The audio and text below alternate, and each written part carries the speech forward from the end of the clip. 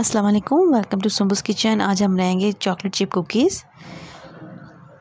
बिस्मिल्लाहिर्रहमानिर्रहीम। बनाना शुरू करते हैं। इसके लिए मैंने 100 ग्राम्स मक्खन लिए। इसमें मैं शक्कर यूज़ कर रही हूँ, आप चाहें तो ब्राउन शुगर भी यूज़ कर सकती हैं। इसका फ्लेवर भी बहुत ही आला है, केक में भी बहुत ज़बरदस्त लगता है। अब मैं वाइट शुगर हाफ़ कप शामिल कर दी इसमें। इसको बीट करने के बाद इस तरह की इसकी शक्ल आ जाएगी। अब हम इसमें एक अंडा शामिल कर लेते हैं। इसको भी बीट करेंगे। अंडे को साथ ही बीट करेंगे तो एक बहुत ज़बरदस्त सा स्मूथ सा बैटर बन जाएगा। इसमें मैं मैदा डाल रही हूँ। मैदा याद रखिएगा, ये 1 कप शामिल कर रही हूँ। 1/3 कप इसमें मैदा शामिल होगा। अब मज़ीद ये 3/4 कप मैदे का जा रहा है, तो कंफ्यूज मत होइएगा। दो बार मैंने मैदा शामिल किए तो मैंने आपको उसकी मिकदार बता दी। 1.5 टीस्पून हमारे पास बेकिंग पाउडर है, वो भी हमने शामिल कर लिया। इसको हम हल्के हाथ की मदद से डो की फॉर्म में लेंगे, इस तरह मिक्स करते हुए। ये देखें, इस तरह हो गया। इसको मैंने 10 मिनट के लिए फ्रिज में रख दिया था, उसके बाद ही इस तरह का हो गया। ये देखें, अब मैं आपको दिखाऊंगी। ऐसा हो गया। इससे हम अब अपनी कुकीज़ बनाना शुरू करते हैं। ये देखिए, मैंने एक बना के रखा हुआ है, बाकी मैं आपके सामने भी बनाऊंगी।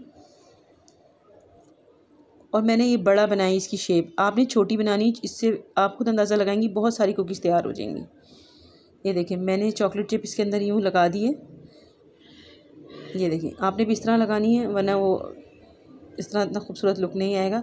और मैंने बड़ी शेप बनाई है, आपने छोटी बनानी है, इससे आपके बहुत सारे बिस्किट तैयार हो जाएंगे। और मैंने आपको कुकी बेक होने के बाद ही बड़े हो जाएंगे, साइज़ में बड़े हो जाएंगे। और इसमें और आपने ट्रे भी ग्रीस कर लेनी। मैंने ट्रे भी ग्रीस की है, क्योंकि मैंने कैसे इसमें लगाई है ये देखिए, मैं आपको दिखा रही हूँ क्लोज़अप करके। अब हमने बाकी जो हमारी डो बच गई, उसमें मैंने थोड़ी सी चॉकलेट चिप और भी डाली।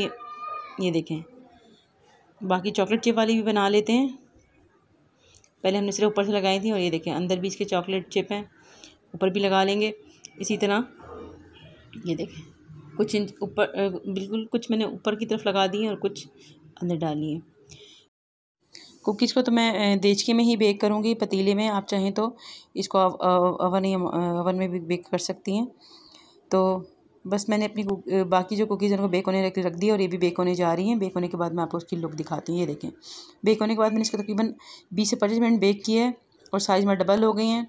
और ये देखें, अगर ये आसानी से उतर जाएंगी, क्योंकि ट्रे ग्रीस हुई हुई थी और मैंने फॉइल पेपर लगाया हुआ है। कितनी खूबसूरत इनकी लुक आई है।